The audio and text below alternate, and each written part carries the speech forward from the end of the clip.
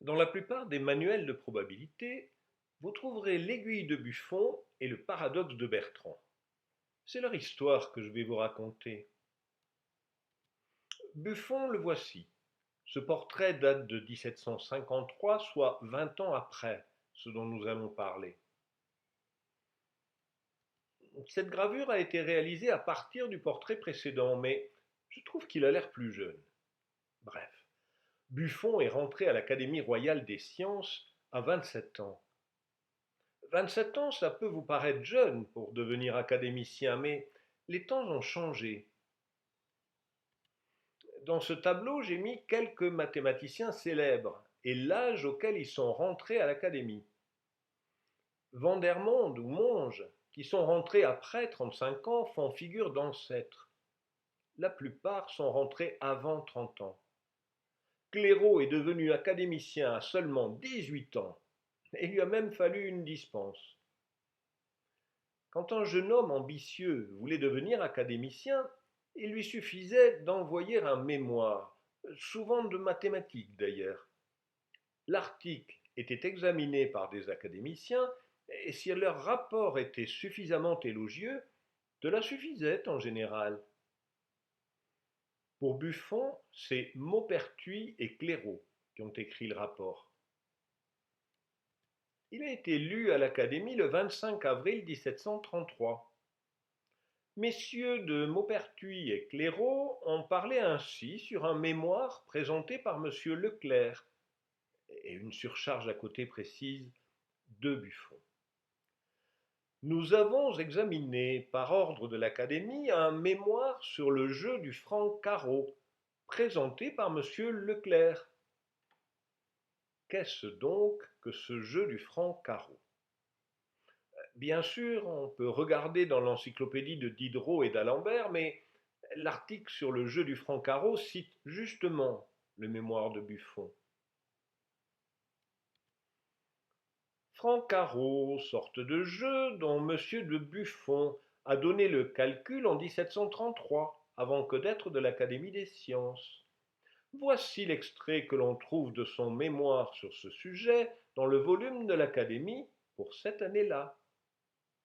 Dans une chambre carrelée de carreaux égaux et supposés réguliers, on jette en l'air un louis ou un écu, et on demande combien il y a à parier que la pièce ne tombera que sur un seul carreau, ou franchement. Très bien, mais ce jeu-là existait-il avant Buffon? Je l'ai cherché dans des dictionnaires antérieurs à 1733. Dans le dictionnaire de Furetière de 1690, on appelle le jeu du franc-carreau un jeu où on jette une pièce de monnaie en guise de palais sur un carré qu'on a tracé en terre et divisé par des diamètres et diagonales. Celui qui met sur les lignes gagne quelque avantage. Dans le dictionnaire de Trévoux en 1732, l'année avant le mémoire de Buffon, le franc du carreau est un carré marqué sur la terre, dans lequel on jette un palais ou une pièce de monnaie par manière de jeu. On joue au franc carreau ou au franc du carreau sur les pavés, sur les carreaux. Celui-là gagne dont la pièce est sur le milieu ou le franc du carreau, sur l'endroit le plus éloigné des raies ou extrémités. Il y a une contradiction sur qui gagne, mais globalement, c'est bien le même jeu. Et il semble qu'il ait été plus joué sur un dessin que sur un carrelage. C'est ce qui est représenté sur cette gravure de 1587, où il est précisé que c'est le jeu que les laquais ont toujours au cerveau pour y jouer en attendant leur maître. Mais revenons au rapport de Maupertuis et Clairaut. Monsieur Leclerc passe à un autre cas de ce jeu.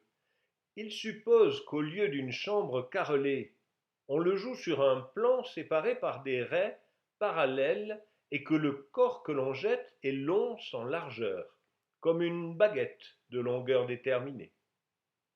Et voilà, l'aiguille de Buffon commence comme une baguette. Monsieur Leclerc résout encore les problèmes de ce jeu avec beaucoup d'élégance par l'ère de la cycloïde. Tout cela fait voir, outre beaucoup de savoir en géométrie, beaucoup d'inventions dans l'auteur. Et comme il y avait beaucoup d'inventions dans l'auteur, ça a suffi à Buffon pour rentrer à l'Académie. Il n'y a pas fait beaucoup de mathématiques. Il a surtout travaillé dans sa carrière sur sa monumentale histoire naturelle. Pas moins de 36 volumes. 40 ans plus tard, paraît ce supplément à l'histoire naturelle. On y trouve un essai d'arithmétique morale où Buffon reprend ses travaux de jeunesse sur les probabilités. Les jeux et les questions de conjecture ne roulent ordinairement que sur des rapports de quantités discrètes. Pour mettre donc la géométrie en possession de ses droits sur la science du hasard, il ne s'agit que d'inventer des jeux qui roulent sur l'étendue et sur ses rapports, ou calculer le petit nombre de ceux de cette nature qui sont déjà trouvés. Le jeu du franc-carreau peut nous servir d'exemple. Voici les conditions qui sont fort simples. Buffon donne la solution, qui avec une pièce ronde n'est pas très compliquée.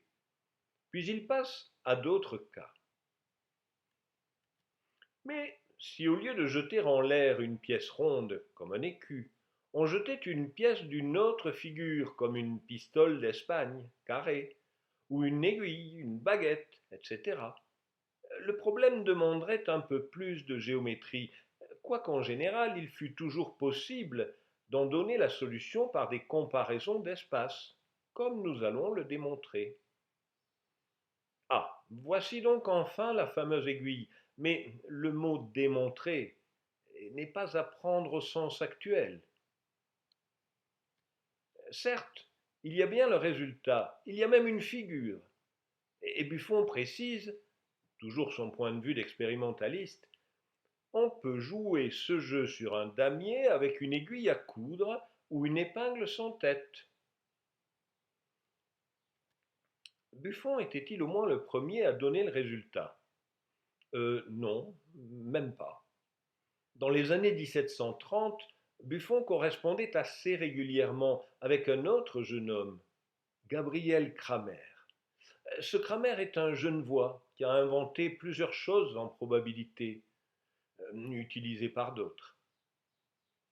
Voici ce que Cramer écrit à Stirling, en Angleterre, le 22 février 1732, donc un an avant le mémoire de Buffon.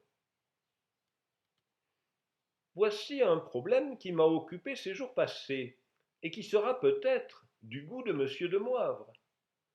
Vous ne savez peut-être pas ce que nous appelons en français le jeu du franc-carreau. C'est un problème à résoudre et qui n'a point de difficulté.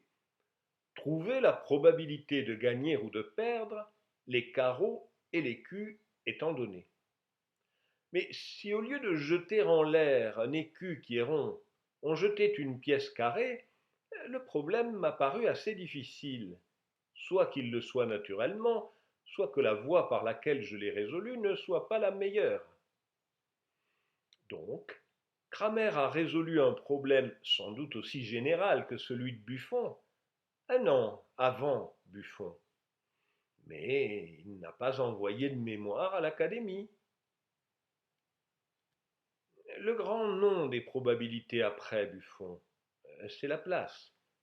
Et dans la théorie analytique des probabilités, Laplace anticipe les méthodes de Monte-Carlo. Enfin, on pourrait faire usage du calcul des probabilités pour rectifier les courbes ou carrer leur surface. Sans doute, les géomètres n'emploieront pas ce moyen, mais comme il me donne lieu de parler d'un genre particulier de combinaison du hasard, je vais l'exposer en peu de mots. Imaginons un plan divisé par des lignes parallèles équidistantes de la quantité A. Concevons de plus un cylindre très étroit, dont 2R soit la longueur, supposé égal ou moindre que A. On demande la probabilité qu'en le projetant, il rencontrera une des divisions du plan. Et donc l'aiguille de Buffon est devenue un cylindre très étroit et Buffon a disparu.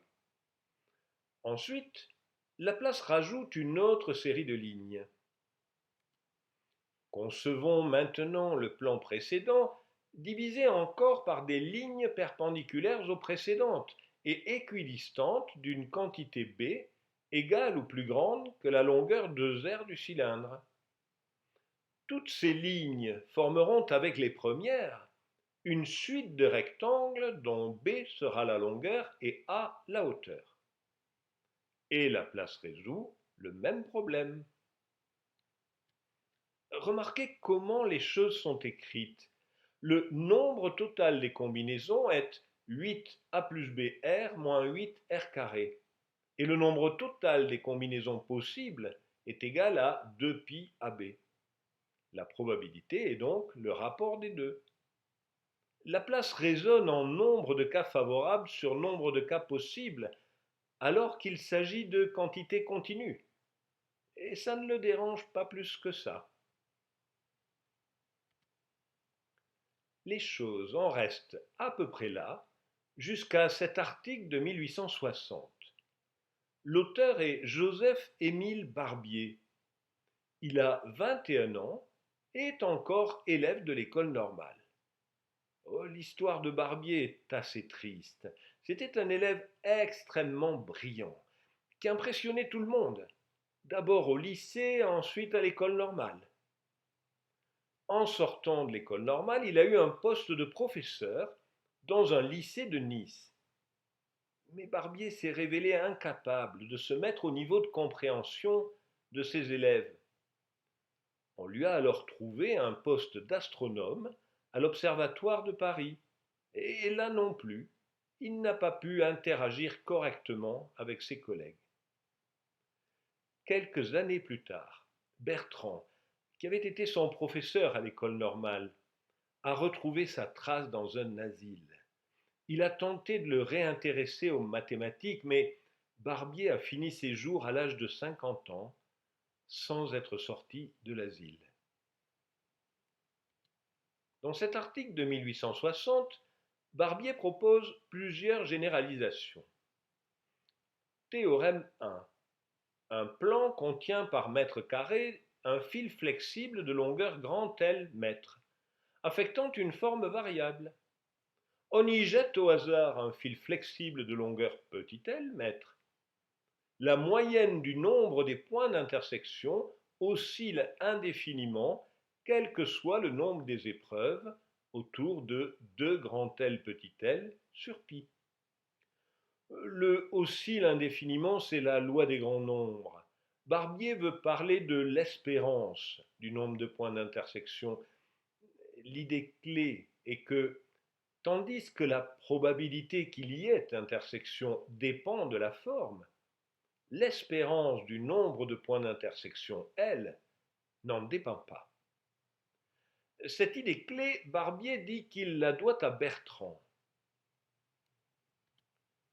Sur le même principe, Barbier passe à la dimension supérieure. Supposons un espace indéfini, divisé par la pensée en cubes de 1 mètre de côté, et chacun de ces mètres cubes contenant petit s mètres carrés d'étoffe.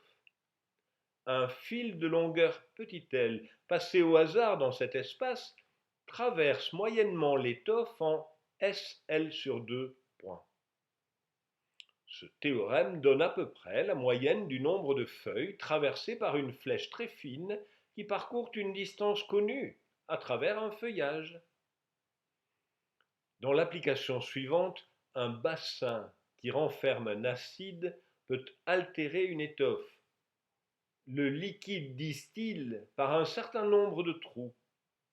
Combien de points d'une surface connue de cette étoffe ont été altérés par des gouttes d'acide?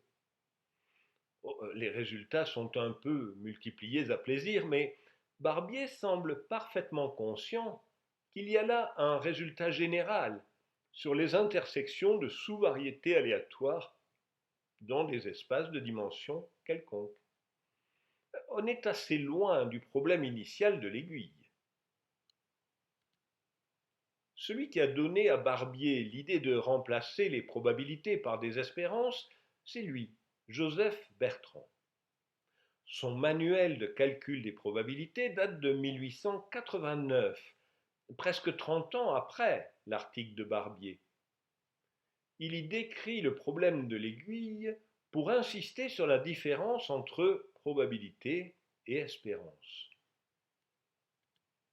Problème 46. On trace sur un plan indéfini des lignes parallèles équidistantes. Une aiguille est lancée au hasard sur le plan. Pierre recevra 1 franc par rencontre de l'aiguille avec une des parallèles. Quelle est l'espérance mathématique de Pierre? L'espérance mathématique de Pierre est proportionnelle à la longueur de l'aiguille et indépendante de sa forme, droite ou courbe. Il n'en est pas de même de la probabilité de la rencontre, et ce problème, comme le précédent, montre la différence entre le calcul de la probabilité et celui de l'espérance mathématique. On peut donc changer la forme de l'aiguille sans changer l'espérance du nombre d'intersections. Si une aiguille est droite, on la courbe. La probabilité de la rencontre est changée. L'aiguille ne pouvait, si elle est plus petite que la distance entre les deux parallèles, procurer 2 rencontres à la fois. Elle le peut quand, sans changer sa longueur, on l'a pliée en courbe. On peut même être certain, si la courbe est fermée, qu'une première rencontre en rend une seconde nécessaire. Les conditions du problème sont donc changées. L'espérance mathématique de celui qui doit recevoir 1 franc par rencontre reste la même. Si l'aiguille est une courbe fermée convexe, il ne peut y avoir que 2 intersections ou 0. Donc la probabilité qu'il y ait intersection se déduit de l'espérance. Pourquoi donc est-ce que l'espérance ne change pas? La démonstration est assez piquante.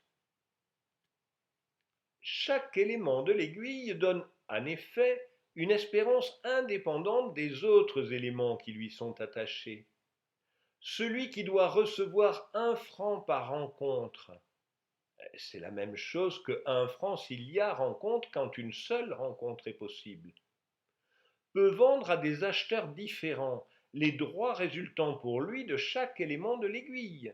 Et la valeur de ces droits reste la même, que l'aiguille soit droite ou courbe. Et fin de la démonstration. Comprenez que les espérances sont additives et que les sommes d'éléments sont des intégrales.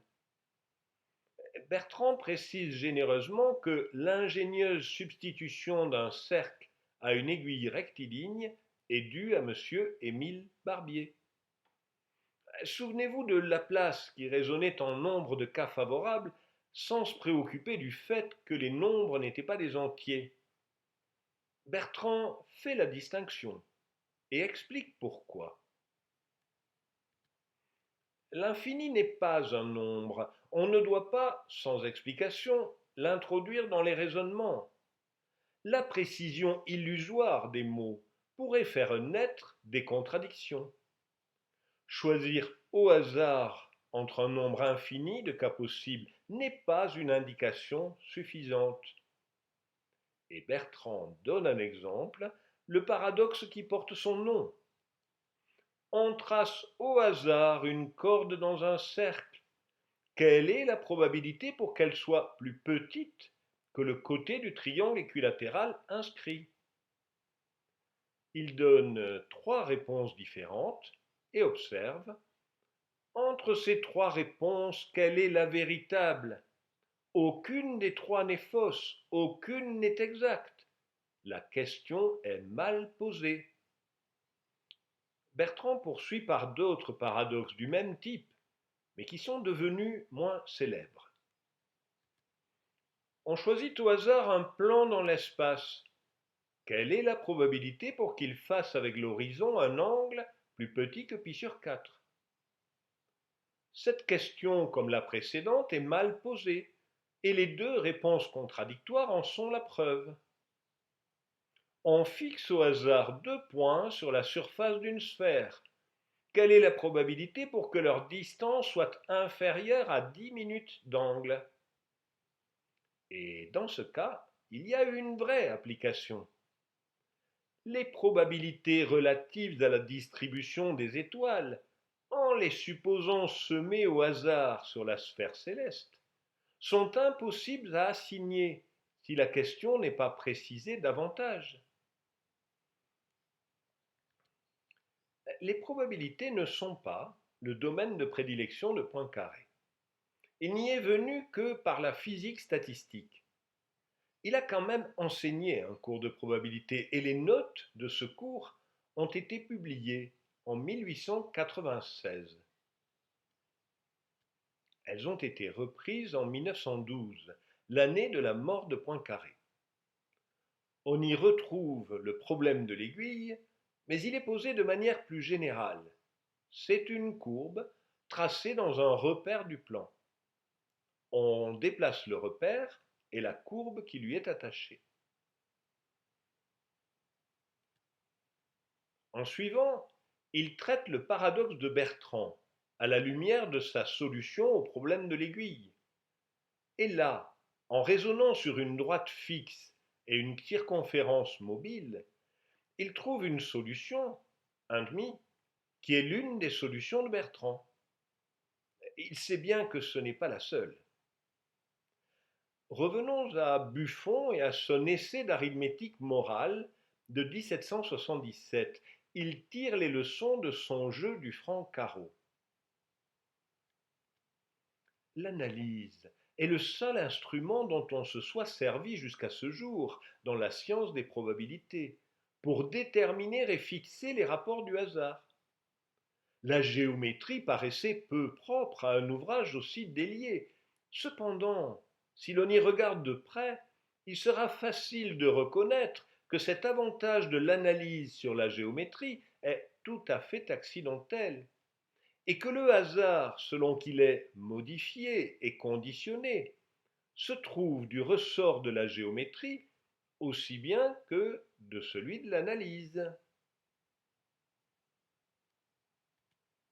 Je ne suis pas sûr de bien comprendre. Si on utilise l'analyse pour faire des probabilités, c'est juste par hasard ou bien par chance?